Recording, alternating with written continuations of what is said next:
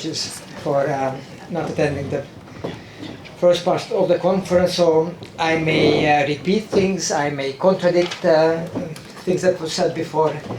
I'm sorry about that. I'm very happy to see friends whom I haven't seen for a long time. Okay. So the title is Illiberal International, and I think this title came from Hegel. So in a way it was imposed on me, but now that I was consolidating my notes on the train, I realized that actually this is exactly what I want to speak about. So he knows better than me what I'm interested in. So as far as I can see, in international relations, the motives of leaders in alliance building can be explained in at least 5 frames.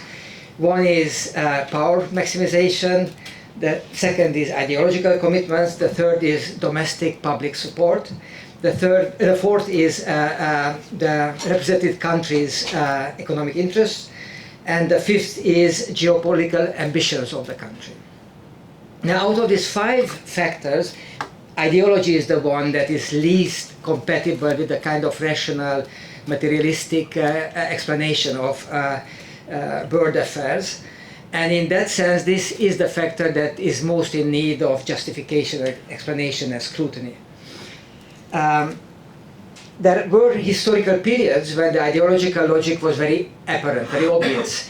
The Cold War was one of these periods. Even though back then there were examples of pragmatic cooperation, and there were examples of odd couples like Soviet Union originally supported Khomeini's religious fundamentalist revolution. But overall there was a black and white sort of clear division that could be easily interpreted ideologically. Now, after the Cold War, you still had ideological logic being displayed as a major justification by the neoconservatives, who sort of kept referring to ideological values when they justified their policies. But around 2003, or I think Iraq war, this has ended, because Iraq war was seen by many as A, showing that the liberal extension has limits, you cannot go further, and B, that the liberal justifications actually hide geopolitical and economic interests. And after that, you don't see that many references to ideology. There were some examples. Biden convened a couple of democracy of summits, but I think 3 of them, but they were seen typically as failures. Partly because they didn't have much effect, but also because these Democrats who gathered there were, I have it here, Duterte from Philippines, Bolsonaro from Brazil, Joko Widodo from Indonesia, Buhari from Nigeria, and then Angola and Congo, and so not the kind of typical democracies. But my real topic is to see how much role ideology plays on among the opponents of liberal democracy. Is ideology structuring their cooperation, their behavior?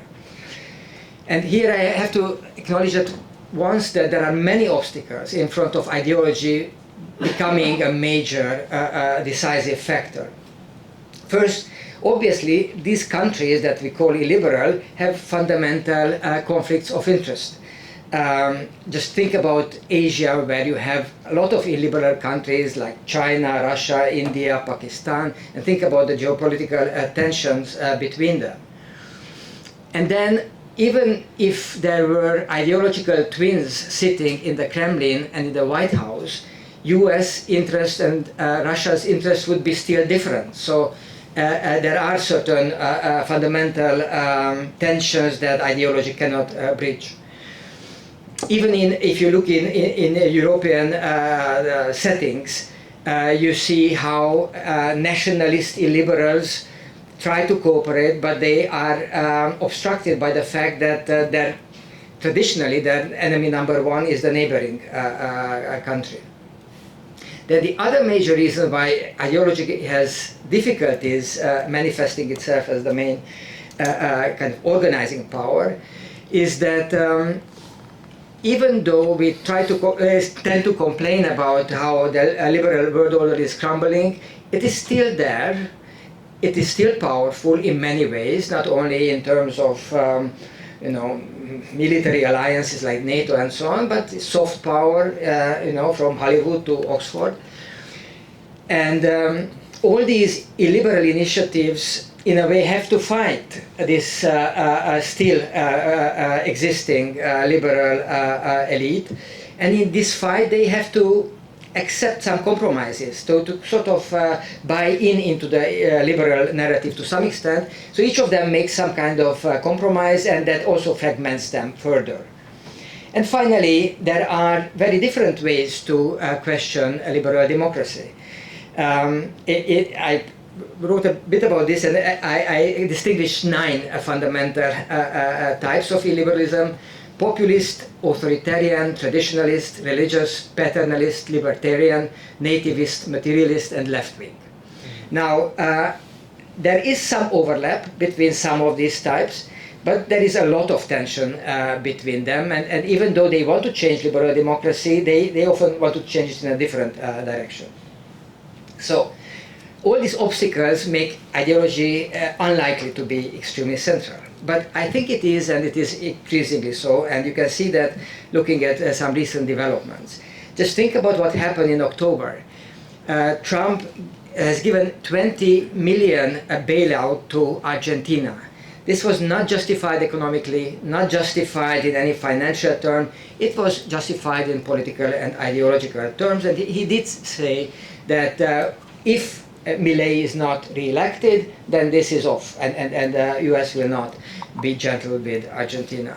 Then 1 month later, he also exempted Hungarian government, or Orbán, from various sanctions, and also making clear that this will not apply to the next prime minister. At the very same time, US is brutal against Canada, against Brazil, countries that are led by liberals or left-wing politicians, even if it hurts American interest. So we have already some signs of ideology making a difference, but I think this will be even more pronounced once someone like J.D. Vance takes over, who is much more embedded in ideological circles. And if you remember his speech in Munich, at a conference where he was supposed to speak about geopolitics, he did nothing else but lectured Europe about how to govern culture and human rights and stuff like that. So deeply, very fundamentally ideological lecturing. Now there are many other sides of this increasing support among important illiberal leaders. I list there people like Meloni, Wilders, the senior and the junior Bolsonaro, the senior and the junior Netanyahu, Santiago Abascal, Marion Maréchal Le Pen, Eric Zemmour, and so on. Interestingly, on the periphery of the network, you find people like Marine Le Pen, who is not as central as her niece, Robert Fico, Andrej Babiš, and many others. So what you can see is that there are various ways how they can support each other. Orbán is at the very center of this. He gave money to Le Pen and Janez Janša and Abascal and many others. And he is considered to be a role model by Fico, Kickel, J.D. Vance, even the Romanian far-right leader George Simeon, and many other political figures who originally would have considered the Prime Minister of Hungary not necessarily as an ally and role model. Now, you can argue that even if ideology plays a role, it plays a role very inconsistently, that these actors have all kinds of strange U-turns, and that's true. But I would emphasize that even if we think of them as transactional and pragmatic, we have to pay attention to how these pragmatic and money-hungry and power-hungry politicians end up doing ideologically interpretable and consequential legislation. Think about overturning Roe versus Wade, or the recent constitutional changes in Slovakia. And it's also interesting that people like Orbán and Fico, one coming from the right, the other one from the left, how they converge on these things. So that is as if something would pull them together. And the question is, what is that? And my explanation is the culture wars. Culture wars pull this, that provides, they provide a language to these actors that they can communicate with, and that brings them together. Now, that means that there is some sort of vocabulary that they share, and there is a kind of gradual crystallization of a common ideology. That has to do a lot with removing checks and balances, but it also is more about getting rid of neutral, impartial state and fighting against various aspects of open society. And of course, they also change in the meantime the liberal world order in its institutional-based character, replace it with a kind of agreement between strongmen. This ideology that is developing is in a way conservative ideology, but it's a very specific kind of conservatism. It's not the type of conservatism, for example, that promotes and supports decentralization, localism, the kind of rule of law, as many of the illiberals do. It is an illiberal form of conservatism. Now, all this convergence doesn't mean that all these differences disappear. Of course, there are many, and even in our immediate neighborhood, in the Visegrad countries, we see many differences. So religion plays obviously a very big role in Poland, but much less in other countries. Anti-environmentalism in Czechia, but not in other countries. In Slovakia, it's more about cultural protectionism. In Hungary, about xenophobia. So the emphasis are elsewhere. And there are lots of things that one of these politicians could do, the other one not. So Fico can go to celebrate to Moscow a kind of Second World War event, but Orbán or Kaczynski would not be able to do that. For Kaczynski it would be too Russian, and for Orbán it would be too anti-fascist. But at the same time, there are other aspects where they can agree. Now, there are global trends that bring these people together, and it's an interesting question: who is the engine behind these global trends? And unfortunately, the answer has a lot to do with great power, traditional great power politics, in the sense that Russia and United States. So these two countries have contributed a lot to the development of this shared ideological space, and the origins of it, I think, was back in the 1990s.